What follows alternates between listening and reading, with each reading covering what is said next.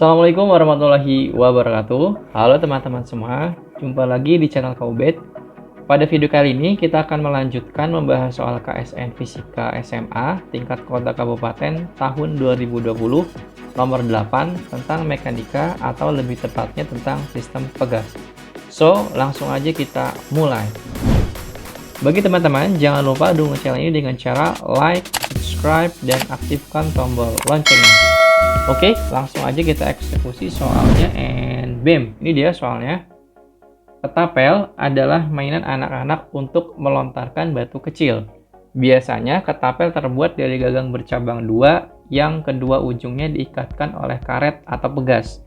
Dalam merancang suatu ketapel terdapat dua konfigurasi seperti pada gambar ini ya. Pada konfigurasi 1, panjang natural pegas lebih kecil dari jarak cabang kebantalan, yaitu L0 lebih kecil dari D. Pada konfigurasi 2, panjang natural pegas lebih besar dari jarak horizontal cabang kebantalan ya, yaitu L0 itu lebih besar dari D. Untuk melontarkan batu bermassa M, seorang anak menarik bantalan batu bermassa M sejauh Y dengan gaya FA dan melepaskannya. Anggap karet tersebut memiliki koefisien pegas sebesar K dan memenuhi hukum Hooke. Yang bagian A, carilah kecepatan lontaran batu V untuk kasus ekstrim pada konfigurasi 1, yaitu L0 jauh lebih kecil daripada D, dan konfigurasi 2, L0 jauh lebih besar dari D. Nyatakan jawaban Anda untuk suku terpenting saja dalam variabel-variabel FA, K, M, dan M besar. Untuk bagian B, koefisien pegas karet ketapel dapat juga dinyatakan dengan persamaan K sama dengan E dikali A dibagi L, di mana E adalah koefisien yang bergantung pada material karet atau modulus Young, dan A adalah luas penampang karet, dan L adalah panjang potongan karet. Apabila si anak menggunakan bahan karet yang sama dengan luas penampang yang sama, tentukan apakah lebih baik jika anak tersebut memotong karet tersebut seperti pada konfigurasi 1 atau konfigurasi 2. Oke, untuk mempermudah kita dalam memahami soal ini, kita buat ilustrasinya kurang lebih seperti ini ya. Jadi di sini kita buat diagram gayanya ya. Ini ada FA sebagai gaya tariknya, lalu di sini ada gaya pegas ya, yaitu KX aksen. Karena bentuk sudut, maka untuk arah sumbu Y yaitu KX aksen cos theta, dan arah sumbu X adalah KX aksen sin theta. Karena di sini pegasnya ada dua ya, di sebelah kanan juga sama ya untuk diagram gayanya, cuma di sini saya tidak tulis. Kemudian dari titik ini sampai sini kan D ya, dan ini adalah Y, dan untuk sisi miringnya adalah R, sehingga kita bisa cari untuk nilai R menggunakan Pythagoras, yaitu R sama dengan akar D kuadrat plus Y kuadrat. Untuk pertambahan panjang pegas atau X aksen kita bisa cari ya, yaitu panjang akhir atau R ini ya, kita kurangi dengan panjang mula-mulanya ya, yaitu L0, sehingga kita bisa tuliskan menjadi X aksen sama dengan akar D kuadrat plus Y kuadrat dikurangi L0. Kemudian kita fokus lagi ke diagram gayanya ya, terutama pada sumbu Y. Nah, untuk sigma FY sama dengan 0 karena posisinya dalam keadaan diam ya, masih tarik. Kemudian gaya pada arah sumbu Y yaitu ada FA searah dengan gerak benda, maka nilainya positif ya. Sedangkan untuk KX cos theta nilainya minus karena berlawanan dengan gerak benda. Dan karena pegasnya ada 2, maka nilainya menjadi 2 KX aksen cos theta ya. Kita pindah ruaskan min 2 KX cos theta-nya menjadi FA sama dengan 2 KX aksen cos theta. Lalu kita ganti nilai X aksennya hingga menjadi FA sama dengan 2X akar D kuadrat plus Y kuadrat min L0 cos theta. Nah, jika kita lihat di sini untuk nilai cos theta bisa kita cari ya, yaitu cos theta itu kan di sini Y per R ya. Nilai R-nya kita ganti sehingga menjadi cos theta sama dengan Y dibagi akar D kuadrat plus Y kuadrat. Lalu kita masukkan nilai cos theta-nya sehingga persamaannya menjadi FA sama dengan 2K dikali akar D kuadrat plus Y kuadrat min L0 Y per akar D kuadrat plus Y kuadrat. Untuk kasus ekstrim 1, di mana L0 jauh lebih kecil dari D sehingga sangat kecil sekali ya, bisa kita anggap L0-nya 0. Sehingga kita bisa anggap L0-nya nilainya 0 ya, sehingga persamaannya akan menjadi FA sama dengan 2K akar D kuadrat plus Y kuadrat, lalu Y dibagi akar D kuadrat plus Y kuadrat. Nah, akar D kuadrat plus Y kuadratnya bisa kita coret sikat ya, sehingga persamaannya jadi FA sama dengan 2KY. Kita buat persamaan Y menjadi Y sama dengan FA dibagi 2K. Setelah itu kita bisa gunakan konsep hukum kekekalan energi ya, yaitu energi mekanik awal sama dengan energi mekanik akhir. Nah, untuk keadaan awal, di sini sistem ini hanya mempunyai energi potensial ya dari kedua pegas ini, karena posisinya sesaat sebelum dilepaskan ya, sehingga posisinya dalam keadaan diam dan tidak memiliki energi kinetik. Sehingga nanti di sini persamaannya itu EP pegas dikali 2 ya, karena pegasnya ada 2. Sama dengan, nah untuk energi mekanik akhir, kondisi pegas dilepaskan, sistem mempunyai energi kinetik bantalan dan batu. Lalu saat pegas dilepaskan juga pegas masih dalam keadaan menegang ya, sehingga pegas masih memiliki energi potensial dari kedua pegas. Sehingga persamaannya menjadi energi potensial pegas dikali 2 sama dengan energi kinetik bantalan ya, atau M besar di sini ditambah energi kinetik M kecil atau energi kinetik batu ditambah energi potensial pegas dikali 2 ya. Oke, kemudian kita uraikan menjadi setengah Kx aksen kuadrat dikali 2 sama dengan setengah M besar V kuadrat ditambah setengah M kecil V kuadrat ditambah setengah Kx kuadrat dikali 2. Nah, ini setengahnya bisa kita coret sikat ya, sehingga persamaannya menjadi 2K X aksennya kita masukkan nilainya menjadi akar D kuadrat plus Y kuadrat min L0 kuadrat sama dengan dalam kurung M besar ditambah M kecil V kuadrat ditambah 2K. Nah, untuk nilai X nya itu adalah pertambahan panjang dari kondisi naturalnya ya. Nah, kondisi naturalnya kan L0, sedangkan ini ketika ditarik D ya jaraknya. Nah, sehingga pada kondisi mendatar atau kondisi akhirnya pertambahan panjangnya bisa kita cari, yaitu D dikurangi L0 ya. Tentunya dikuadratkan ya. Lalu di sini untuk kasus ekstrim 1 nilainya yaitu L0-nya jauh lebih kecil daripada D, sehingga nilai L-nya ya kita anggap L-nya adalah 0.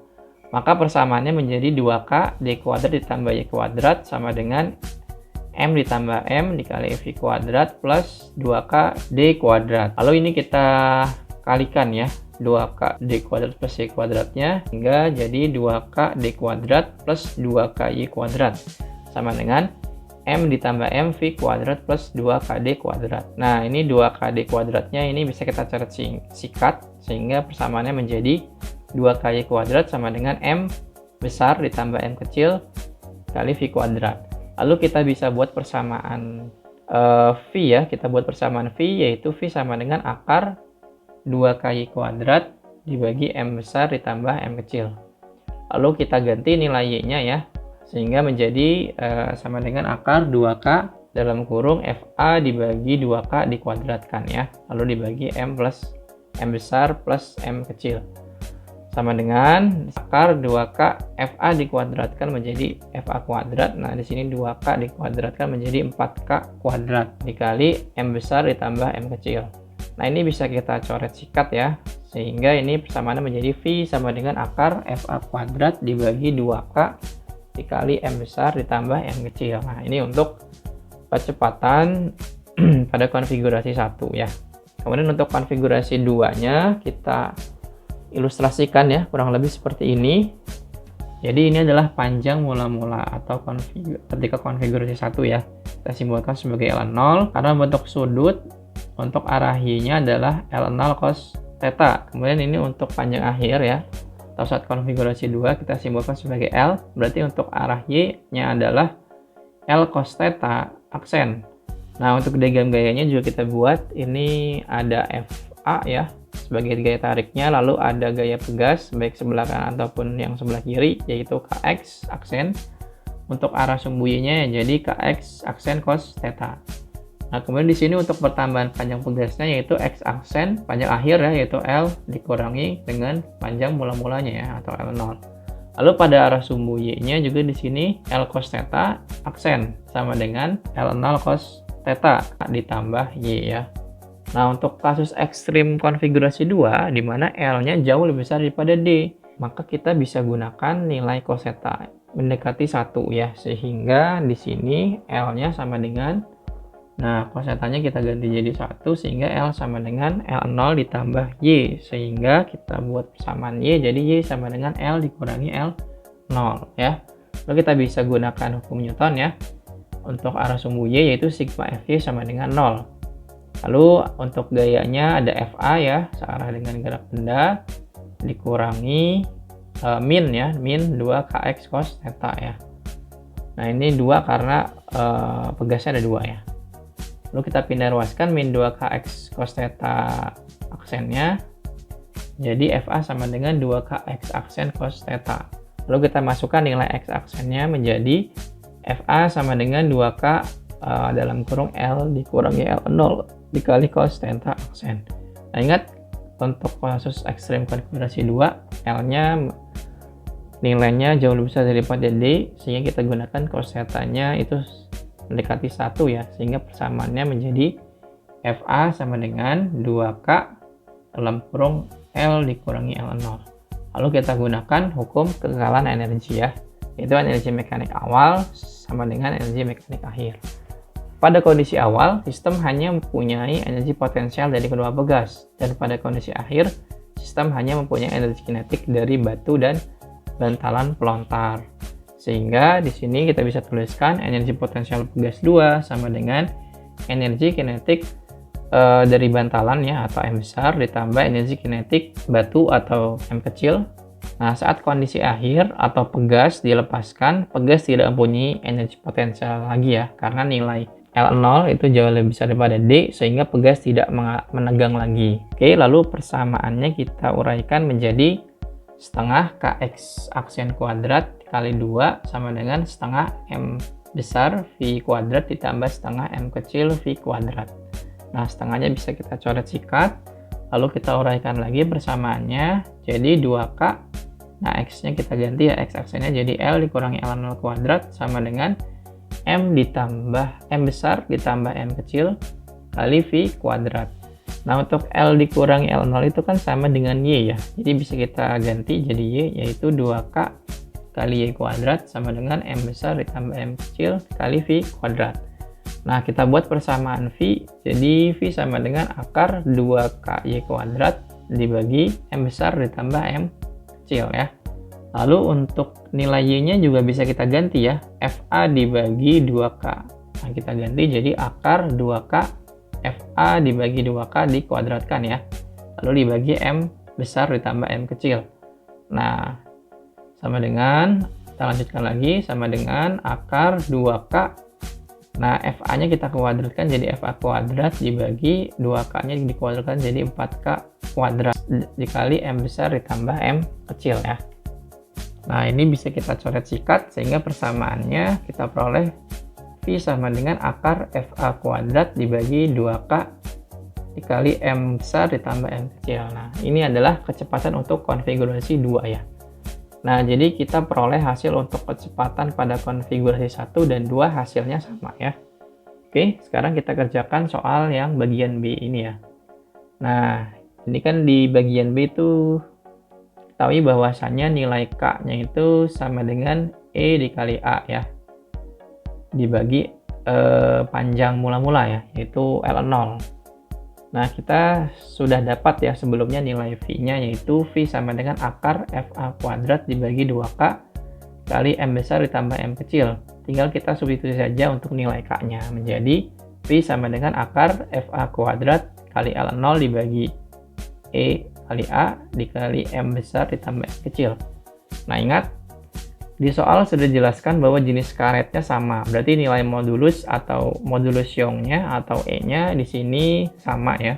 Dan nilai luas penampang atau A-nya di sini juga sama. Nah, di sini dimana hubungannya adalah V sebanding dengan akar dari L0 ya. Nah, lalu kita tinjau pada bekas pada konfigurasi 2 tentunya memiliki panjang natural atau panjang potongan yang lebih besar daripada pegas pada konfigurasi 1.